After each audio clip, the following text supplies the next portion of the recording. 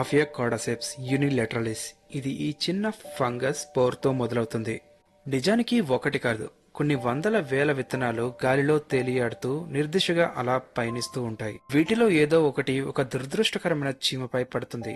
ఇక ఆ చీమ దీనికి బలి కాక తప్పదు. ఒక్కసారి ఇది ఆ చీమపై పడిన తర్వాత దాని పని మొదలు పెడుతుంది. నెమ్మదిగా ఆ చీమ లోపలికి ఇది చొచ్చుకుపోతుంది. ఇది ఆ చీమ సెంట్రల్ నర్వస్ సిస్టమ్ ని చేరుకున్న తర్వాత ఆ చీమ యొక్క ప్రవర్తన మారే విధంగా ఇది నర్వ్ టాక్సిన్స్ ని రిలీజ్ చేయడం మొదలు పెడుతుంది. ఇక ఈ చీమ పూర్తిగా ఇన్ఫెక్ట్ అయి ఒక జాంబీలా మారిపోతుంది. ఇలా ఇన్ఫెక్ట్ అయిన చీమలను మిగతా చీమలు గుర్తించినట్లయితే వాటిని పుట్టకు వీలైనంత దూరంగా తీసుకువెళ్లి విడిచిపెడతాయి. ఈ దశలో ఇన్ఫెక్ట్ అయిన చీమ వీలైనంత ఎత్తుకు చేరుకుంటుంది. ఆ తర్వాత ఆ ప్రదేశాన్ని గట్టిగా కరుచుకుంటుంది. ఈ దశలో చీమ తన దవడలను విడిపించుకోని విధంగా ఆ ఫంగస్ చీమ దవడల యొక్క కండరాలను పూర్తిగా ధ్వంసం చేస్తుంది. దాని తర్వాత ఆ ఫంగస్ చీమ బ్రతికి ఉండగానే ఆ చీమను చీల్చుకుంటూ బయటకు వస్తుంది. ఇది ఇక చివరి దశ.